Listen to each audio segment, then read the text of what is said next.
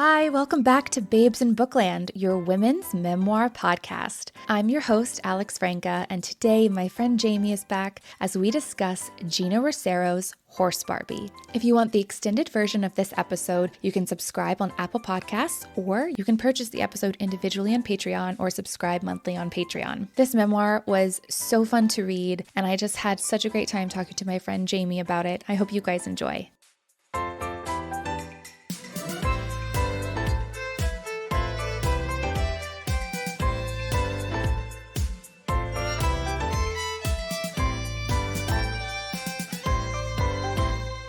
Hi, Jamie.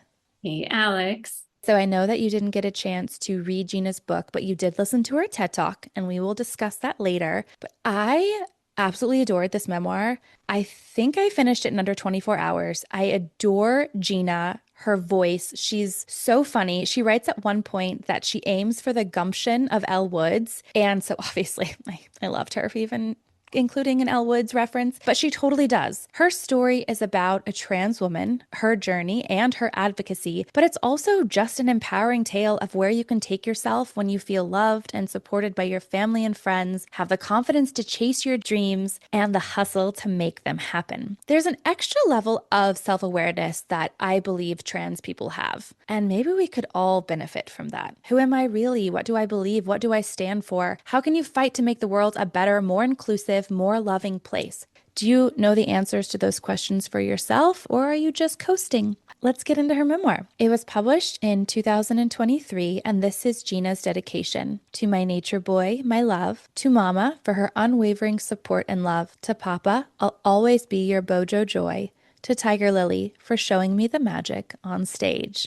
All right, James, we don't have any quick topics for this one. We're just gonna dive deeper. Are you ready? Let's do it. Yes.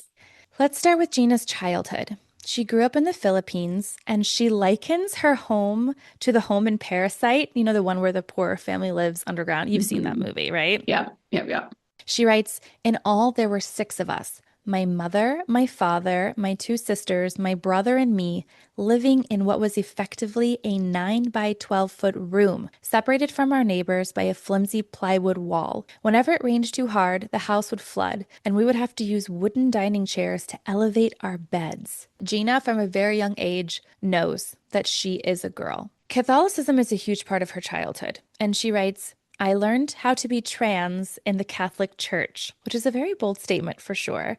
But she explains that even though the Philippines has the correct reputation of being a conservative Catholic country due to centuries of Spanish colonization and rule, quote, "When I was growing up, Catholicism and trans beauty pageants inspired equal fanaticism. Families would go straight from Mass to watching the trans pageants on TV back at home. No one really saw this as a paradox. It was just a part of our unique cultural blend." Now, James, I know that you grew up religious. Like, was there anything growing up that kind of struck you? Gina writes about not really thinking that it's this paradoxical thing, but obviously, objectively, it feels like it is, right? If you grow up Catholic, but then you go home and you're celebrating people in a trans pageant, like that doesn't necessarily feel like it goes hand in hand. Was there anything when you were growing up where you felt like, this doesn't feel quite like it jives with what I'm being taught at church, but, you know, maybe your family was more open or anything like that? I'm trying to think, because what you're talking about, right, is cognitive dissonance when you believe one thing and then you're introduced with other information that contradicts that, and you have to kind of decide, do you cling to that thing that you believed originally, or do you choose to move forward with a different train of thought? It's not one thing, but the thing that ultimately drove me away from religion and Christianity specifically, but ultimately all religion. And that was, we're told time and time again that, you know, God is love and you're accepted here and you're forgiven for your sins and all that jazz. But then I felt really deep shame anytime I did something that I was told was sinful, like, to be a little more specific, you know, as a young female with sexual urges that are totally natural, like feeling very much conflicted about that and no place to really make sense of that until I went to college, and then, you know, liberation. Yeah, that's kind of my journey. There, for me too, were a lot of conflicting messages growing up because I was raised in the Catholic Church, but then I had a mother who was very open about premarital sex and almost like kind of encouraging that because she felt like that was a healthy part of a relationship and a necessary part of understanding if a relationship was working for you or not. And so it is just really interesting when you are faced with this seemingly black and white thing like religion, right? This is good, this is bad. But then you look to the people around you, especially when you're growing up, to kind of ascertain whether there are the gray areas. Did you feel like your parents were devout in their religion? Or did that kind of give you room to question things yourself and maybe not feel so indoctrinated? Yeah, my parents very much had the vibe of like take what you like, leave what you don't, and this is just part of more of like a cultural thing than Mhm. a devotion thing. Like we would go to church most Sundays, but skip if there was, my brother at a baseball game, and we would pray before dinner, before bed at home, but then like not in public and really not talk about God or Jesus as like part of our daily thing. It wasn't, if you were having troubles, it wasn't like, oh, let's pray on it. Like, Yeah, that was not our vibe. But yeah, I'm also thinking like, we grew up, we were teens in the early aughts. And if we had been teens now, I think for me at least, like that awakening aha moment would have happened a lot sooner because I don't know that I knew what it meant to be transgender or that I had like known that I came across a transgender person and didn't see them, in the media like at that age. hmm People who are gay to some degree, but like definitely not. It was still stigmatized enough. Like we lived through gay marriage being legalized. Like we were born and remember it being not legal in this country. Like it blows my right. mind that that was in very recent history. So Yeah. the youth of today, I think, are making those connections of like, man, this is really fucked up, like a lot sooner and able to get to that place of inclusivity. That's the hope at the very least, right? That's That's the definitely the hope. Or hope. they just develop hate earlier, like one or the Oh other. God. But Yeah, I do think that exposure is so important. Just recognizing and knowing that people exist differently than you do. They live their lives making different decisions and they're not bad for it. Just because you're gay or you are a different culture or different race, they're not born in our country, doesn't mean you're a bad person. But the more you're exposed to that, I think that can help people educate themselves.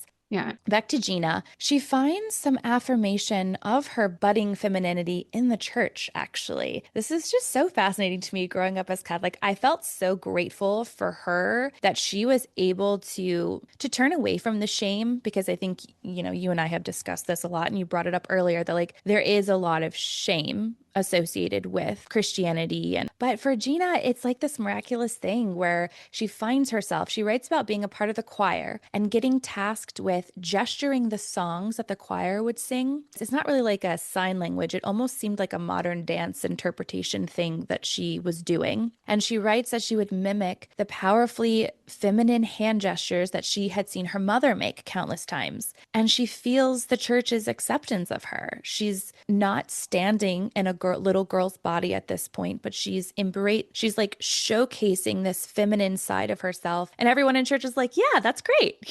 So I just think that's so wonderful. She also feels major acceptance from her family. She writes about being really good at walking in this feminine way where she sways her hips as she moves, and this is called kimbot in her country. Walking this way would put a mark on her back in her neighborhood. People would rage slurs at her on her way to school or literally throw rocks at her when she was out selling this dessert. And she writes about being so disheartened by people's malicious actions towards her that she looks at herself in a mirror one day and she writes, "A sad child looked back at me. Why was my femininity such a threat? It felt so innocent for me to express it, yet it seemed to enrage other kids, puncturing our childhoods with violence and fear. But I saw something else in my reflection too, the face of someone who could save me." And I thought that that was such an interesting question. Why is femininity such a threat? What is the big deal with, even if Gina wasn't a girl, why can't little boys be feminine or have feminine aspects? Like, why is that such a threat? I just love that she used that word threat because that really stopped me. Like, I understand people have really strong feelings about it, but like, what is the fucking big deal? yeah. I think it's like a couple of things. Obviously, that's a really huge question, but at its core, I think people are afraid of otherness, right? So Yeah. whatever the status quo is, whatever the position of power is, like we have a tendency as a society to like reinforce that. And if there's anything that is counter to that, then it's seen as bad just automatically, even if it isn't. So lack of critical thinking there. But I think it also, goes back to our human origins, and tribalism is like it's kind of ingrained in us, right? And we couldn't exist in the wilderness on our own. We had to find others and build tribe. And yeah, having a community and having a sense of like familiarity. Again, it's like anything that's other is you view with suspicion. Hopefully now we're advanced enough, well, we are advanced enough that people should be able to check themselves, check that initial knee-jerk reaction and say, you know what, that's my knee-jerk reaction, but I'm going to choose to reframe that suspicion as like curiosity Mhm. and look at it objectively because it is. I just love that in general. Reframe your suspicion as curiosity. I think that's such a great way of going through life. Well, thank you. Thank you, Jamie. Last thought on that note is I think there can also, when it's somebody you care about, there can be fear for them, just knowing how our society is. And if you see them expressing difference in ways that you feel that they'll be targeted, like that could fuel a lot of like, oh, let's not do that. Let's be quote unquote normal. But I'm glad to hear that Gina's family was not contributing to that, it sounds like. They really, really weren't. I mean, I think you bring up a really, really good point there. And as a parent, I'm not going to lie. Like, I think part of my instincts would kick in and say, like, don't do that. Don't put the target on your back, especially, in this situation where Gina's mother worked long hours. Her father was at home, but there were many children. Like, she was out and about by herself often, but she does write about this one moment where her dad would just hold her hand and she would kimbot next to him as they walked, and he didn't bring it up and he didn't make her feel ashamed or like it was something that she should stop doing. Frankly, like I know that Gina's experience is not potentially a typical experience for transgendered people. And it like broke my heart to like every time that I thought, oh man, she's so lucky. Oh man, she's so lucky. Like I recognize that so many people out there aren't lucky and don't have the support and love that Gina did and does, especially with her mother coming from such a religious background and especially growing up in a country where masculinity in boys was expected. I just think she was really, really lucky and will continue to get into how supportive her family was because it's a really beautiful situation. And it just reaffirmed to me this idea of how when we love one another and support one another, we really are building a better, happier world for everyone. And again, just getting away from this idea that like there's only so much to go around or some people have to be put down in order for other people to be brought up. It's like if we could just really shake off those beliefs, that weird hierarchy that has been conditioned in us for decades and centuries, and approach one another with curiosity instead of suspicion. Man, we have such an opportunity to create a beautiful world. We really do. And it bums me out that like we're not sometimes. And focus on our pockets. Yeah. And I do love too that when she saw her reflection in the mirror, she also saw the face of someone who can save me from a very, very young age. I mean, right from when she introduces herself to us, she's a very confident young person. And again, I think this stems from the love and support from her family, but I think some people are just born confident as well. Maybe she's born with Mhm. it. Maybe it's love and support. I don't know. Hey. We're going to dig in now to her relationships with her father and mother a little bit more. Later in her memoir, she shares a story of where her father tells her to keep her chin up because there's, quote, nothing wrong with you. And that is such a powerful sentence for a parent or a parental figure to tell a young person. From a very early age, Gina was made to believe by the people who mattered most to her that she mattered and that there was nothing wrong with her. And again, like it just makes you think of why are we even trying to put these labels on people who are wrong, people who are right. We are conditioned to put a higher value on certain people, cis white people, men probably first, and then it like goes way down the line. Do you feel like you inherently were taught that some people were more valued in our society than others? Yeah, Not like by your parents, not by definitely my not by your parents, no. parents for sure. Um, they're very accepting. But yeah, the unspoken things and just societies in print, yeah, you learn pretty early on as a female that boys are seen as more powerful and stronger, and that boys are generally treated better in society, right?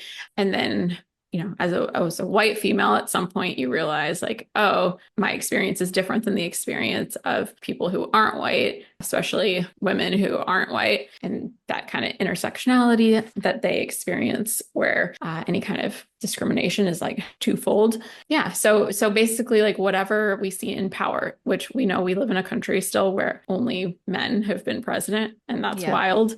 But we see Yeah. that as normal because that's all we know. Yeah. But those things you start to pick up on for sure. One of the things that disappointed me the most was when I believe it was the New York Times did these blurbs of people who were voting one way or the other before the election. And there was a woman who said that she was unsure she would vote for Kamala because she was a woman. And I thought, oh, fuck, dude. Like, you're a woman. Do you not value yourself? What is that? What the hell do you need to unpack to where like as a woman, one of your gut instincts is that a woman cannot be president because of the fact that she's a woman. And so I don't know, like I don't really know what we can do to combat that besides just continue to like try to push for the changes that need to be made. But sometimes it can be really disheartening. But then I just remind myself like, hey, I'm raising a little woman and I'm raising a little man, and that's my ripple effect. And like I'm going to do my damnedest to raise them to view all people, no matter what they look like, whether they're in able bodies or rare bodies,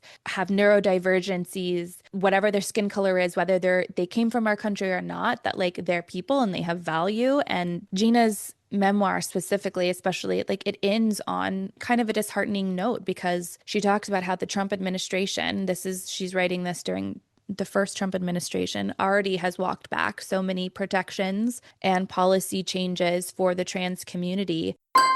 And honestly, I don't understand why there has been such an emphasis put on the trans community. I mean, I do understand it. It's a culture war, it's a distraction technique. But what I mean to say is, I hate that it's working. One of the Trump administration's big claims is that children are unsafe with transgendered people. But in his Substack, journalist Evan Hurst reports that as of October 31st, 2025, there have been 188 separate stories and reports in 2025 alone involving Christian pastors, youth group leaders, priests, Christian school teachers, etc., who have been accused, caught, arrested for, convicted of abusing kids in some way. I'll link it in the show notes. And I did try to do some research into any reports of a trans person sexually abusive or just abusive in general to any children this year, and I found nothing. I keep myself educated and informed as much as I can because I refuse to be a pawn in a game of ignorance and a tool for hate. If politicians had actual platforms of change they could rally around, they wouldn't need us to hate one another. And I have to ask myself, why do they want me to hate XYZ person? What are they hiding? Okay, I'm stepping off my soapbox now. Let's get back to Gina. So her father. She writes, Papa was a complicated man. During the day, while Mama worked, he took care of us with utmost tenderness, cleaning the house and hand-washing our clothes. But once night fell, he would drink rum and become a towering, rageful presence. What seemed contradictory, like Jekyll turning into Hyde, was the predictable result of wounded masculinity. Even at a young age, I could tell his ego was bruised a little more with every reminder he wasn't the breadwinner. Again, I just feel like Gina was this old soul. She has a special connection with her father. He calls her his Bojo Joy. And she writes about how he'd wake her up some nights when he was drunk and emotional, and he'd sing karaoke and tell her stories. She writes, I later realized those late night sessions were his desperate attempt to be heard. Maybe he had accepted my transness because he knew what it was like to have deep-seated emotions that he felt he couldn't express. Maybe he saw a gentleness in me that he wished he could embrace in himself. Maybe his hypermasculinity felt like a weight on his back, one he needed to release when it became too heavy to carry. I think we were both dreamers in our own way. I love the grace and compassion that she approaches her parents with and the respect. And I think that they mostly showed her grace, compassion, and respect. I mean, her father, like she calls him Hyde. Jekyll is the scientist and Hyde is the monster. So I think she was kind of holding back a bit on maybe some of like the darker moments with her dad. But it just was really funny to me. Like I just imagined her dad waking up this like tiny little Gina and being like, come, and then like singing karaoke's and pouring his heart out to a child. It made me really sad for her dad that like he didn't have an adult in his life that he felt like he could be honest with. Yeah, it makes me think of how you hope generation over generation there continues to be more progress and in every capacity, but specifically in people feeling free to be who they are. And thinking of trans people in particular, I think there's this sense that, oh, there's it's all over the media and more people are and kids are saying that they are the other gender, and that's just like it's all getting blown up because it's culturally accepted. And I think that there's probably always been a similar percentage of people who felt like they were born into the wrong body. It just was not safe to proclaim that, right? So, Well, and Jamie, let me throw something else at you, which we will get into. There are cultures who don't have gendered pronouns. So, yeah, like, gendering someone is actually it only happens in more of a modern sense and in certain cultures with the Judeo-Christian language that built it. So right. that's something to think about too. And Gina actually discovers this. We'll get into, she kind of goes back in and researches the history of her people's pre-colonization, and she's kind of floored when she finds this. Maybe we all introduce genders and maybe we all need to like ask ourselves why, you know? Yeah. It's a really interesting concept. Why is God seen as a man when God isn't a human? Amen.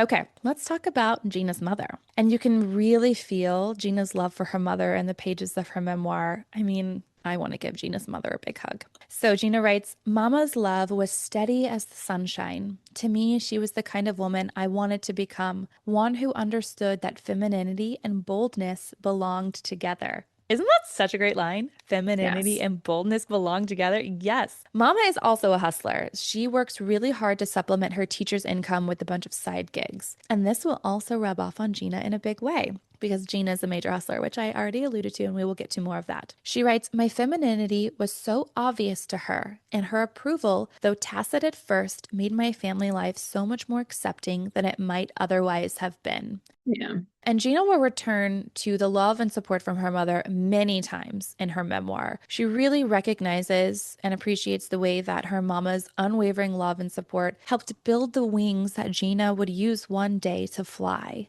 And she does wonder where she would be if her mother hadn't been so loving and supportive. However, Gina's mother leaves for America when Gina is almost 12. And as I was reading it, I was like, okay, here it goes. This is where Gina's like, and I was so upset. My mother, how could she abandon me? But really, she has so much compassion for her mother. And she writes that like she gets it. She knows that life in America is better for her mom. Her mother's family is there. She writes, I understood in order to find peace, let alone survive, she would have to leave us behind. The relationship with Gina's father is also not really in a good place. The hope is that one day Gina will join her, but it feels like a fragile future. Okay, so let's talk about Gina transitioning. When she's around 12, she starts taking birth control. She could get about 3 weeks worth for 50 cents over the counter. Is Well, that I get mine nuts? for free, so I'm not surprised. I mean, that's pretty awesome without insurance to just be able Yes. to roll in. I mean, And over the counter is a huge thing too, not needing a prescription, which I know yeah. that they have recently released an over the counter birth control in the United States within the past few years. I don't know anybody who's on that one though. Yeah, I don't either. Gina starts sprouting breasts. She writes, soon I would no longer look like the young man Mama might have expected me to become. Gina, she loves pageants and she finds herself there and she finds her community there. And she's also old enough at this point to do them on her own volition. And also, she feels celebrated as a woman doing these pageants in a way that she doesn't in her day to day life. And so, these are a huge, huge deal for her. So, she's 15 when a friend invites her to meet the Manila girls after school. And these are the real life legends in the pageant world. This is where she meets Tiger Lily. Gina writes, Tiger Lily was a slender femme in her early 20s with pouty lips and long, lustrous hair who'd made a name for herself as the beauty queen maker. And guess what? Tiger Lily sees something special in Gina, especially after Gina walks. Gina writes, and just like that, she became not only my manager, but also my trans mother, my mentor, and my friend. So, as we already know, transgender pageants are a national sport in the Philippines. Gina writes, before colonization, we honored gender fluid identities. And Gina has this beautiful section in her memoir, we talked about it a little bit earlier, where she will later in life dig into her people's history and discover that originally their language didn't have gendered pronouns. She writes, then the Spanish instituted dozens of festivals for Catholic saints. Beauty pageant culture was imported via American colonization in the early 1900s. Put all those influences together, and you've got our vibrant trans beauty pageants, a cultural amalgamation built through centuries of war and conquest. In short, Miss Gay Evangelista wasn't just a pageant, it was a testament to our national spirit. Miss Gay Evangelista. So Gina, is she gay? No, Gina is a trans woman who is attracted to men. So this pageant, even though it was called Miss Gay Evangelista, it was kind of just like open for anyone. Most of the competitors are trans women or femme women, as that's kind of how she. So they were just misusing the word gay. Yes. And then later, she actually, through her advocacy, she works really hard to try to change policy in the Philippines to help people's documents and identification match their truths. The Philippines hasn't budged on that. So you are stuck with, whatever you were assigned at birth. But they did remove the word gay, and now it's just called the Miss Evangelista pageant. So, taking small strides where she can. But yes, my understanding was that these pageants were transgender pageants. So, right, the word gay, maybe some of these women were gay. I don't know. Just because you're transgender doesn't mean you're straight. Right. Gender identity and sexual identity, two different things. Yeah, that's why it was so interesting to read this too, to have kind of both worlds be celebrated and come together, yet still so separated, Yeah. It makes me think of like there's a lot more societal tolerance for things that are seen as like entertainment than when we're talking about true social change. Like you could talk about race relations in the US and like the connection with like the NFL and how people want to be entertained all day. But like when it comes to Black rights, there's a fine line. There's don't people you who kneel. support the NFL who don't want to take it beyond entertainment, make it political. But it's all to be a person. It's to be engaged in politics because that's life. Yeah, because you'll be affected by them either way. I mean, you can claim that you don't pay attention to politics and try to be ignorant, but at the end of the day, the policies that these people who you either vote or don't vote for are implementing will affect you and the people you love. So you might as well pay attention. Yeah. I can't stand people who don't vote. But that's for another time and place, Jamie. Let's keep going with Gina. This is a really big pageant, and Gina is just literally like thrown into it, right? The custom is for competitors to choose a celebrity name to use as their on-stage persona. Gina chooses Asunta de Rossi, the star of the hit show Bubblegum Gang, the freshest young actress in the Philippines. She writes about the mix of confidence and nerves and imposter syndrome she experiences, but before the ball gown walk, they pray, and Gina writes that she feels at peace, leaving it all in God's hands. She wins second runner-up, and Gina is elated, not only by her win, but by this beautiful new group and community that she has found. She writes, I couldn't imagine ever feeling happier than I did in that moment, surrounded by a group of people who not only accepted me for who I was, without question, but also saw me as special, a pageant prodigy in the making. For the first time in my life, I felt fully affirmed, totally aligned with my feminine expression. I hadn't just almost won a pageant. I had unlocked something essential, something spiritual inside me too. I was a performer. It felt like a calling from above. Isn't that so lovely? Do you have any moments in your life where you found that thing that just made you feel more alive or seen, like Gina does here? The things that come to mind are traveling alone, the times that I've done that, and especially those initial times that I did that like made me feel really alive and seen in a new way, right? Because you're surrounded by no one who knows you, right? Mm-hmm. So probably that. Yeah. That's really cool. When's the last time you traveled alone then? Maybe it's something you should think about doing. Yeah. Well, yeah. Yeah, it's been a while since I've traveled alone to go someplace where I wasn't meeting anyone I know. So maybe I'm due. Yeah, I think you are. Back to Gina. She writes about wanting to keep the pageants and this new thing from her mother, unsure of what her mother's reaction would be to her little boy growing up to be a beauty queen. But her mother has been sent photos by other family members, and she is so proud. She says, "My little baby is now a lady. You look so beautiful." Real love, honestly, pure love. Gina writes, "I didn't need to come out to her. I never said those declarative words, and I didn't even know them at the time. Vocabulary like trans would come much later in my life. All I needed to hear was the pride in Mama's voice as she called me beautiful." Okay, so Gina's kicking ass and taking names. She's making really good money. Then she goes on this little losing streak. The money is almost all gone. And so Tiger Lily, in an incredible act of belief and support, pawns her own mother's wedding ring so they can pay for another pageant. She's betting everything on Gina, and Gina calls this a major before and after moment in her life, one where everything changes for her. Can you think of any major, like, before and after moments for you in your life? Yeah.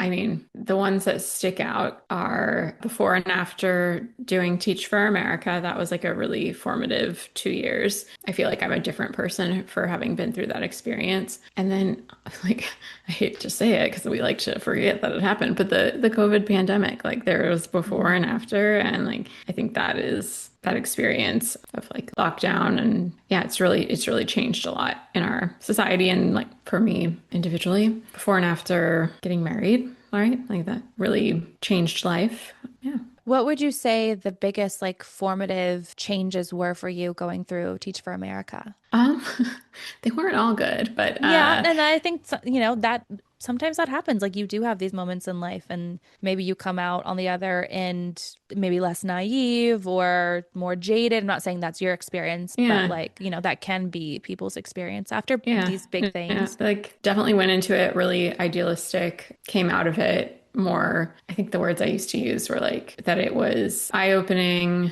heartbreaking, and life-changing. Like it just, yeah, I'm glad I had the opportunity to get a real like front row seat view of like the problems in urban education in our country, and hopefully have a small hand in making a positive contribution during my time there. But Yeah. yeah, definitely thought I was going to make a lot more positive impact than I did. Really, I think I was like just paying witness to the struggles. And yeah, I definitely needed to step back from education entirely right after that, but came back to it and have had now a 15-year long career working in education and nonprofit, and like that probably would have not been the case had I done something else after undergrad. So yeah, and it proved to me like I can do hard things. I don't think anything I've done since then has been hard in the way that that was hard, and that might seem there's no way to explain it to anyone who hasn't Yeah. experienced it in the same way. Yeah. I think a lot of people attempt to have opinions and cast judgments on things like educational reform and approach who aren't in it. And until you are in something, until you're experiencing the low lows or the challenges, how can you really have like a well-rounded opinion or even know what needs to change? I think that's what I'm realizing as I grow older, is like so many people who we put our faith in to steer this country in a certain direction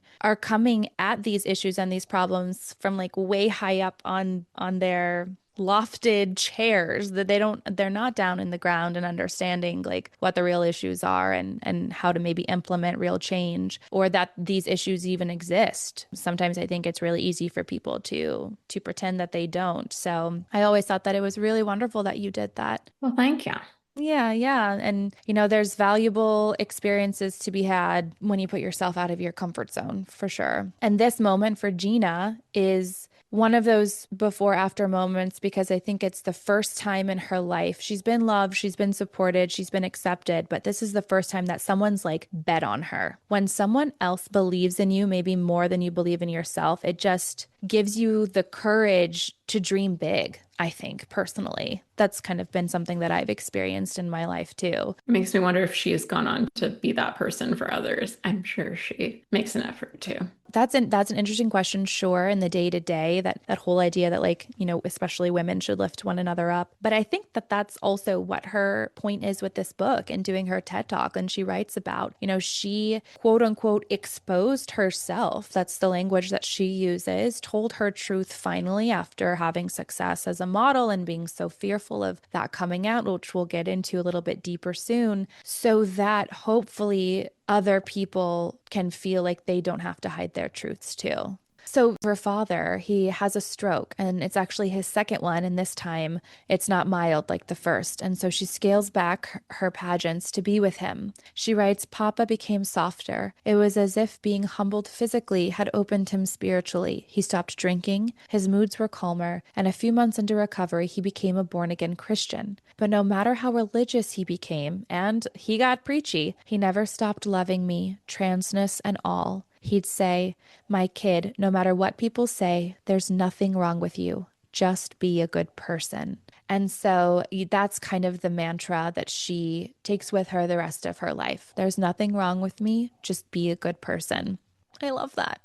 Okay, so we get to the titular section of the memoir, chapter 5, Horse Barbie. And this is where we learn that Gina had the most fantastic wig. It was this mane of long black hair. Okay, some of which, James, had come from an overcrowded Manila cemetery. She tells us that if a family can't keep paying for a plot 5 years after a loved one is buried, they exhume the remains to make space for someone else. Isn't And that the hair is crazy? still good after And 5 years. I guess so. I mean, it must be. Ew. I know. I was like, OMG. They're going to say it was horse hair. No, it was Really? dead woman hair. Yikes. Gina credits us this mystical magical hair made by the famed wig maker Manag Sally as the reason behind her meteoric rise through the pageant scene. I think she was also the special ingredient, but her hair just gave her more confidence. Mm. Okay, so back to Gina. She was told that she looked like a horse by some jealous competitors. They'd also comment on her dark skin, as light skin was coveted. Gina writes about using bleaching powder to make her skin lighter. So, she writes, she flipped the insult on its head. Little by little, I became the dark horse, literally and figuratively. And once I was on top, horse wasn't an insult anymore.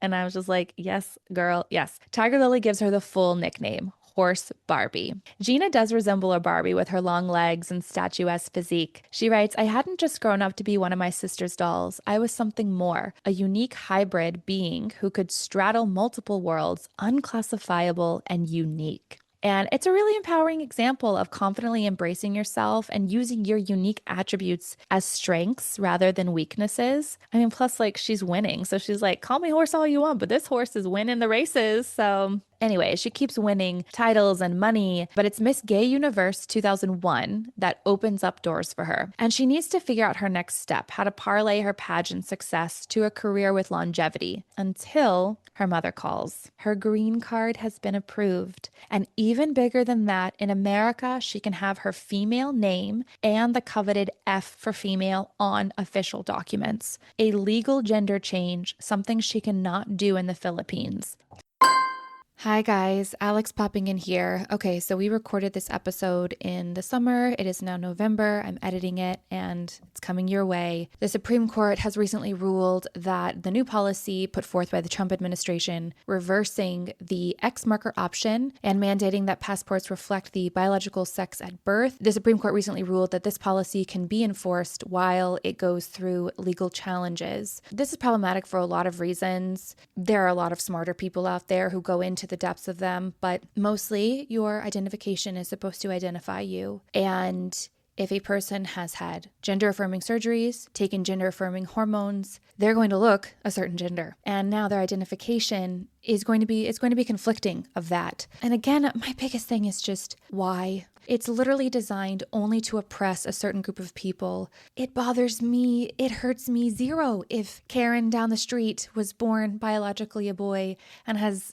realized that she identifies as a woman and walks through the world as Karen. I mean, I know, sorry, picking Karen, maybe not the best name, but it just baffles me. It just truly baffles me. I don't get it. But anyways, here is a little bit of the history of the policies for changing the sex marker on passports, which is a federal identification. Before 1992, it was very inconsistent and could require evidence of surgery. In 1992, the State Department introduced a policy requiring proof of surgery to change a passport's sex designation, but it allowed limited validity passports for those traveling for surgery. In 2010, the surgery requirement was replaced with a doctor's certification of, quote, appropriate clinical treatment for gender transition. In 2021, under the Biden administration, the State Department began allowing self-certification for gender markers on passports, eliminating the need for medical documentation and adding an X option for non-binary individuals. This change was the result of advocacy, including a lawsuit that led to the first X designation passport being issued to an intersex individual. You can find out more information about all this stuff. I literally just Googled passport identification history, and this is what came up. It's just so disheartening. And again, I don't mean to harp on this, you guys, but like, why are they distracting us with this bullshit? What are they distracting us from is like what I'm most curious about. So anyways, let's get back to this wonderful, joyous episode. I hope you're having a good time listening.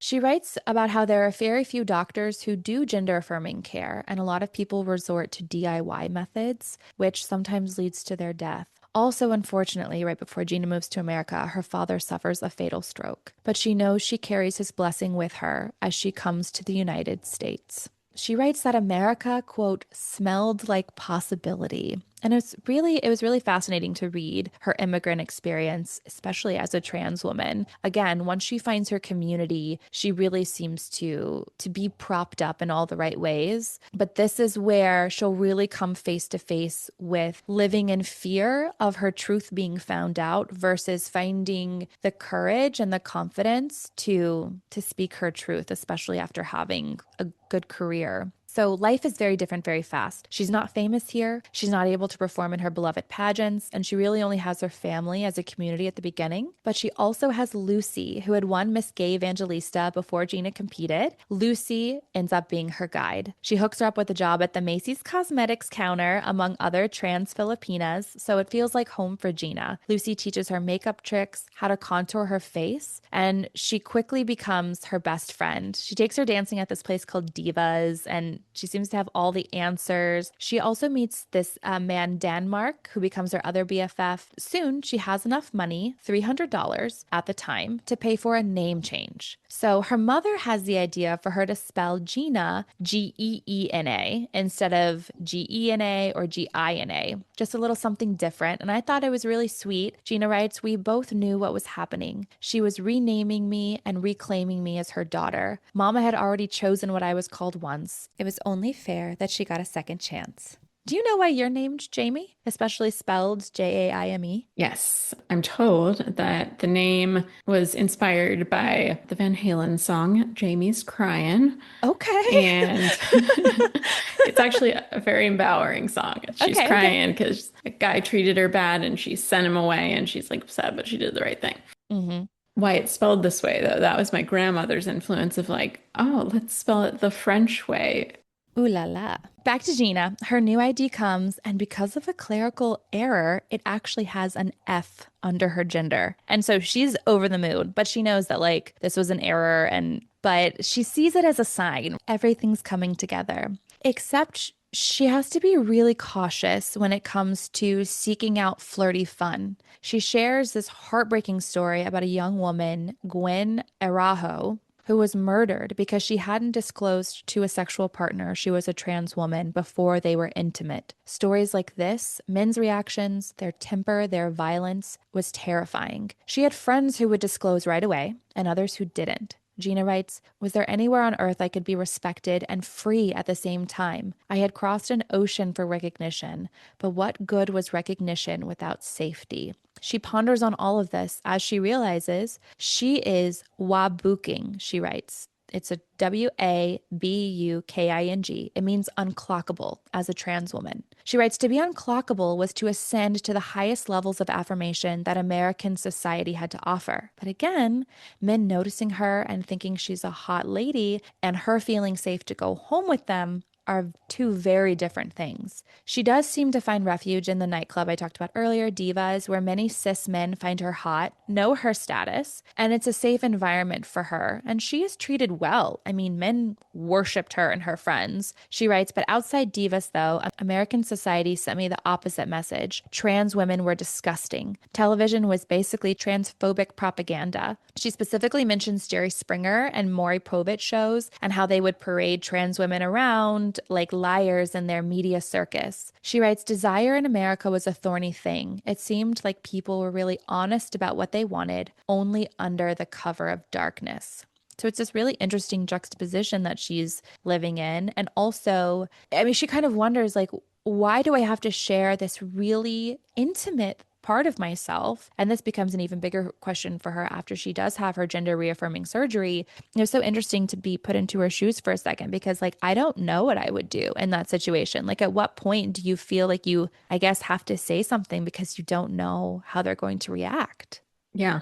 Neither of us have had to navigate that, obviously, but my inclination, like even to this day, would be it is Gina and other trans women's place to decide to disclose when they feel comfortable disclosing. But from a safety perspective, I probably would make a point to do that before I am Alone alone with, with yeah. another person. And like there's alone in public, fair, right? There's other people around, but I mean like alone in private, right? Because that's when things can go sideways for sure. And she has an incident with a man. They're kind of getting hot and heavy and they're back at his place. And before it goes too far, she tells him and he just like stills. And she writes that like she feels the anger reverberating off of him and he never gets physical and he ends up driving her home, but it's not an amicable situation by any means. And I guess you can sort of understand the partner's point of view too, where it's like that could be shocking news to someone who's looking to get intimate with who, from their understanding, is not a transgendered woman.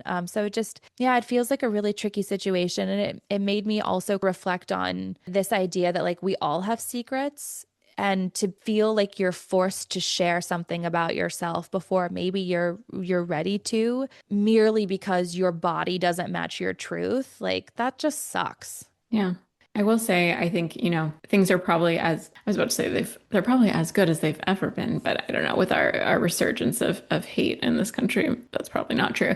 But from a dating perspective with the online dating apps, like, there's an app for every community. So at the very least, like there's more ways to kind of find your people, you know? And we're going to get to that in just one second Cool. because she is able to get gender reaffirming surgery only a few years after she moves to America. Her Catholic mother accompanies her to the suburb of Bangkok to see Dr. Suporn, who is famous around the world for his work. So she now has a vagina, and everyone keeps calling her a butterfly. It's very sweet. To commemorate the trip, her mother buys them gold necklaces. Gina gets a butterfly, and her mother gets a golden cross with Jesus on it. Gina writes, a pair as perfect as it was unexpected. Gina writes, ever since moving to America, I had been on a long journey of discovery, embracing the skin I lived in, questioning the religion I was born into, and reclaiming my pre-colonial past. Coming home from the surgery wasn't the completion of that process, but it was a key dividing line between who I had been before and who I would be moving forward. I wasn't going to let beliefs of my past hold me back any longer. I was ready to seek my own truth. But she realizes she has to learn how to use her vagina because it's like a new tool to her in her Yeah. 20s. And so you were talking about apps earlier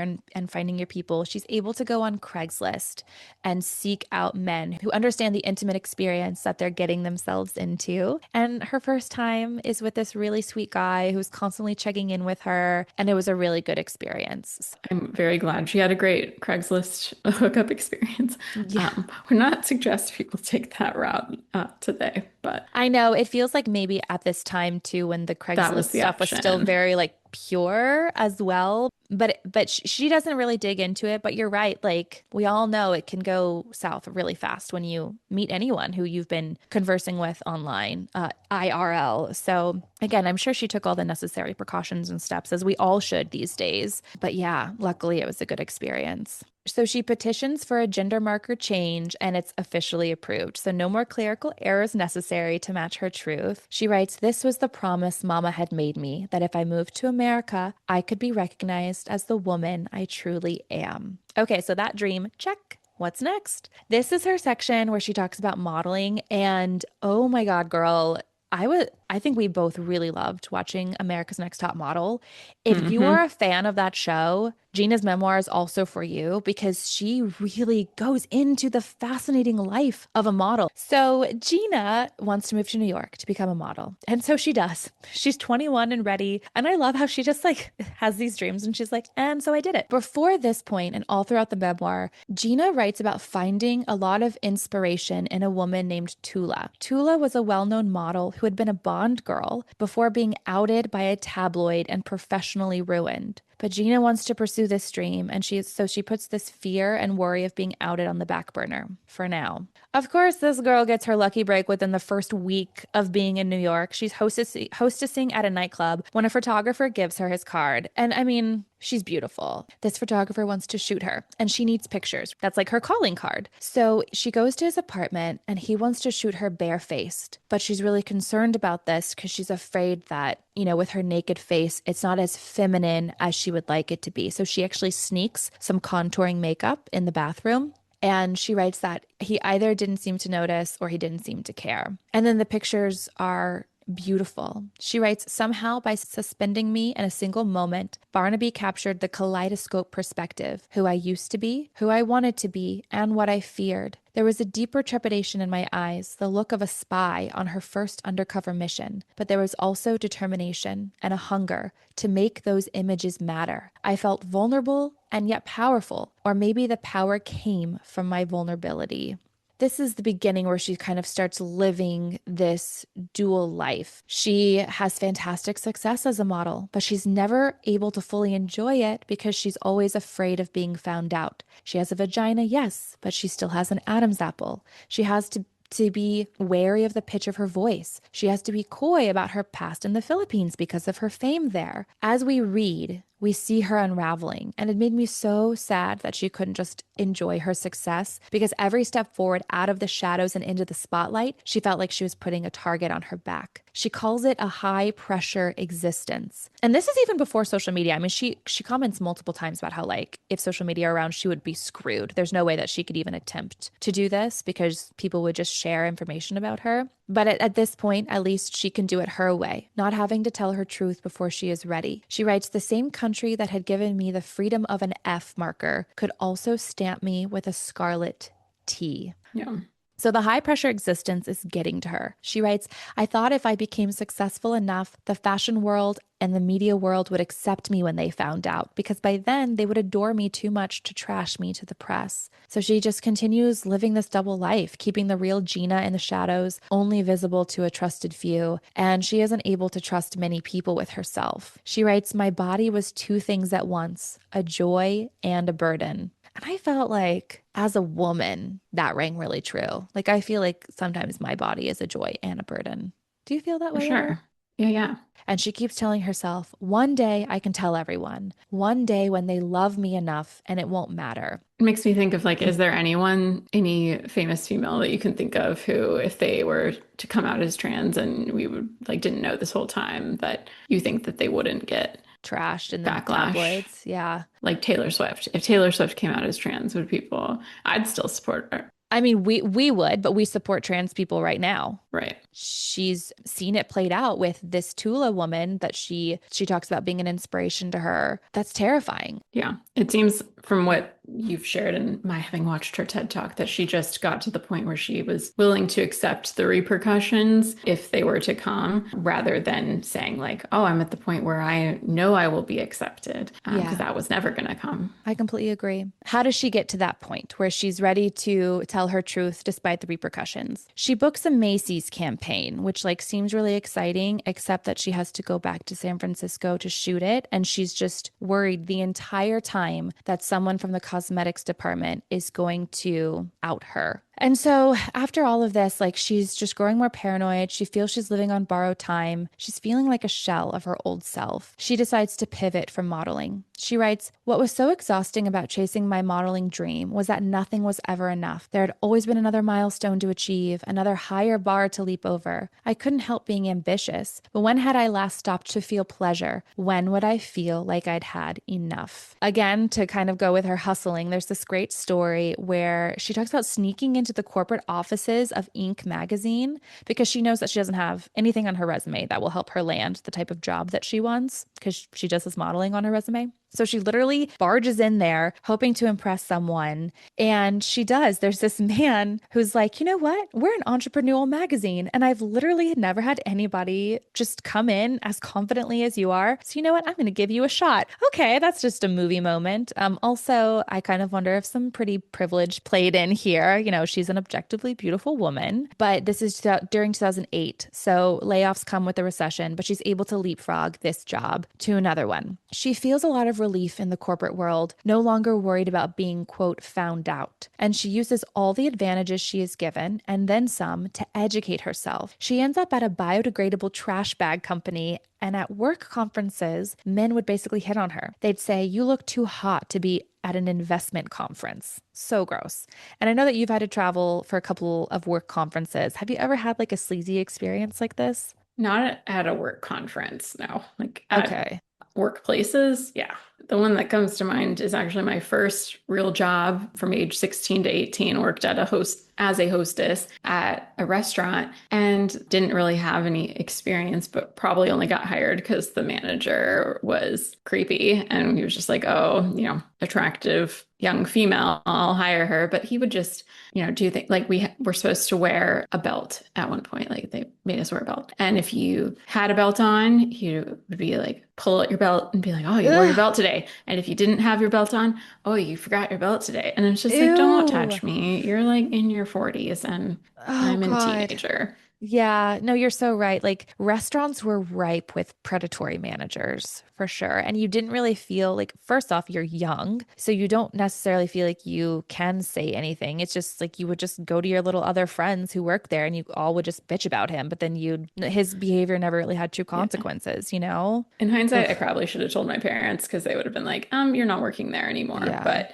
yeah, Yeah. that. And then I also distinctly remember a server who was, I don't know, in his 30s maybe, who came up to the hostess stand, me and another hostess, and he wanted to like store something in our hostess stand for after work. It was Magnum condoms. Why are you storing your Oh, condoms in our hostess stand? that is weird. That is Not okay. weird. Was that like him trying to like peacock or something? Like, what the Yeah, hell? that's what it had to Ew. be. Ew, ew, ew. Gross.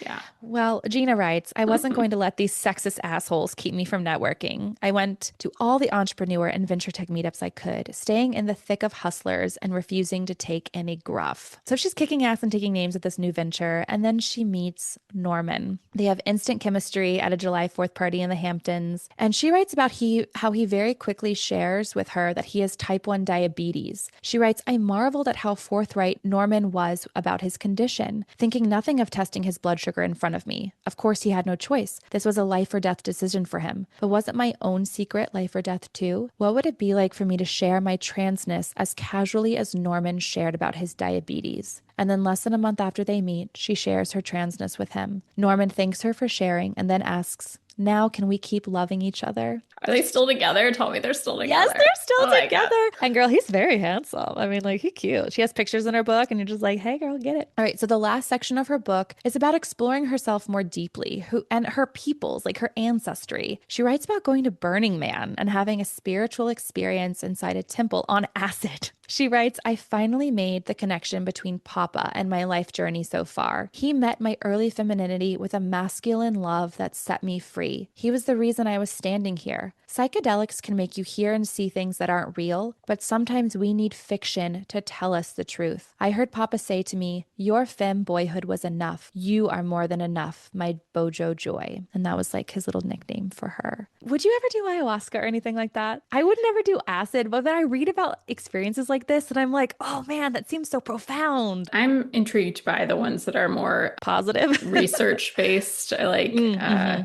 psilocybin, right? Oh, I don't know. Keta What's that magic one? mushrooms. Like there's a Okay, lot okay. of research on them being used for, yeah, psychological benefit. Yeah, I think PTSD for veterans, like that's a population that it's been researched with pretty deeply. Also, ketamine, anything that gets at neuroplasticity, rewiring your brain, if you will. Ayahuasca, you vomit a lot from what I'm told, and no thanks. And some people have really bad trips, and that sounds scary as hell. Yeah. She just seems to have this really profound moment for her where everything starts to come together. And I loved the line, sometimes we need fiction to tell us the truth. I like that too. Okay, so Gina goes on this amazing trip to discover the past of her people's pre-colonization. And we kind of talked about how she learns that there was gender fluidity. There were no gendered pronouns until the Spanish came in and colonized the Philippines. And so she just has a lot of these aha moments. And this is when she realizes she is ready to come out and tell her story and that it doesn't feel scary anymore. It feels thrilling. She's able to let go of the shame that had been associated with the word transgender. She writes, instead, pride swelled in my heart. So, through a friend that she had met in the business world, she's able to pitch an idea for her talk to a TED Talk. And it's really cool. She goes through the whole process and writes about how she had another woman named Gina, who helped her refine her speech. They set you up for success at TED Talks. They don't just like throw you on stage and they're like, good luck. Like you have to say your speech to them multiple times. They teach you how to speak. They give you techniques on how to be confident on stage. And I know that you listened to her TED Talk. So what did you think? It was short and sweet. But yeah, it was very clear to me in her TED Talk that she understands that she has a degree of privilege in being a trans woman who no one would ever look at and think might be a trans woman, right? She just kind Wabucking. of Mm-hmm. passes, or wabucking. That's a new Yeah. term for me. And she could have remained in silence, but got to the point where she realized, like, let me be an example for those who can't or don't feel safe enough to speak up, to say, like, I am here. This is who I am. I'm proud of who I am. It makes me think a little bit about like the PR public relations kind of thing of like getting ahead of it. But yeah, no, just really doing it because she wanted to share her message and finally felt safe enough to do so. And that she had more to lose by not speaking up. I got the sense that she would feel like she had been a coward if she didn't, like at that point. You're right. I think it was like a make or break moment for her. And she even writes, I didn't see the word trans as a qualifier or disclaimer anymore. I saw transness as power. So she's viewing her life now from this position of power and coming from a place of being able to shine a light brighter for people. And like she even says in her speech, her aim is to help others live their truth without shame and terror because she had come to that point herself. And yeah, I thought it was a really powerful speech. Like you said, short and sweet. I still definitely encourage people to read her memoir because while she tells you her life story, she goes into a lot further detail in her memoir and you really get there's a professionalism about her TED Talk that like her memoir gets a little sassy and it goes deeper into who she is and her thoughts on things. Cause yeah, all TED Talks are polished. Like it's a more polished version of her life in a way that I think her memoir, is less polished and in that beautiful, messy way that like we all want memoirs to be. But it's a great first introduction to Gina if you didn't know who she was. I almost want like my grandma to watch it, who is, someone who's older and like doesn't really Yeah. get it. And I think Gina is just so approachable and, as you said, inarguably beautiful that people who are like, I just don't get. It's like, one, there's nothing to get. It's not about you. Here's her But story. here it is. And it's not a threat to you. It's not a threat to you. I know. I think that right there, like that just stopped me because it really isn't a threat to any of us. The only threat that exists is to these people who are just trying to live their truth. And it's so sad. Like, I don't know how that got so flipped. Gina's talk goes viral and she feels an outpouring of love. She's invited to the White House. She talks about cracking a joke with Obama and like they snap a picture right at that moment. And she's like, I will cherish that forever. And so she's ready to step into service of something bigger than herself. This was just the first step in advocacy. She co-founds Gender Proud, an organization focused on gender recognition policies. She writes this: imagine trying to get a job as a trans person living in poverty if your ID has the wrong gender marker on it. Imagine getting pulled over by police and having a driver's license that shows someone who doesn't look like you. Imagine trying to travel abroad and not having your passport reflect who you are. And she personally knows the pain and the relief from being able to have your official documents reflect who you really are. She writes that even though the Trump administration undid many of the gains made by the Obama administration, trans people are a global family who can never be erased. Countries can try to suppress us. They can refuse to recognize us, but we are increasingly recognizing the light in ourselves and realizing that we are powerful together. We have tasted too much freedom to ever go back to a life in the shadows. She continues, there is a power in queer people, recognizing and amplifying and documenting what another's voice is, finding happiness among one another and celebrating ourselves. Because no matter how scared you might feel, whether you are a trans kid or a 90-year-old grandma, you have one of the most powerful things a person can wield, a story worth sharing, a story worth living. And that is Geena Rocero's Horse Barbie. I think the thing that her story highlights is like, while a lot did go right for her, it was and still is like a really deep struggle that she experienced. And for people who may think that being trans is, just simply a choice and something that people are not hardwired into and that they're just, socially molded into, it's like I don't think anyone would choose that struggle, right? Mm-hmm. So if you feel compelled enough, if somebody feels compelled enough to take steps to shift themselves into the gender that they, believe themselves to be on the inside and to shift their exterior, like try and remember that, yeah. And similar to any marginalized group, no one wants to put a target on their back, right? So if they're doing that, it's coming from a place of like, this is what I have to do to be myself and to live. And I can't live if I'm not myself. Amen. Well said, Jamie.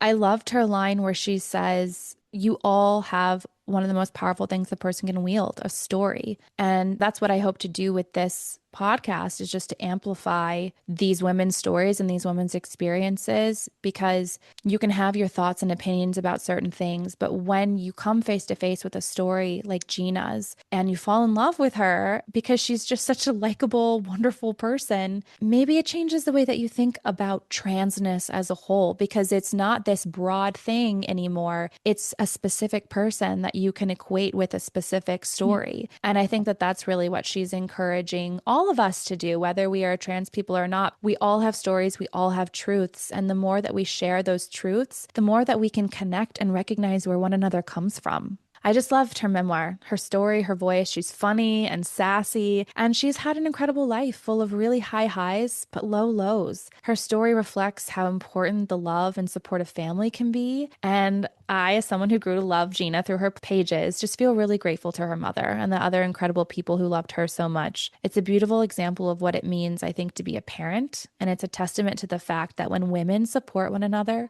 lift one another up, love one another, and validate one another, we all feel more individually capable. But we need men's support too. I love the idea of you sharing the TED Talk with your grandmother. I do kind of wonder if people were actually faced with knowing individual stories, like what their reactions would be.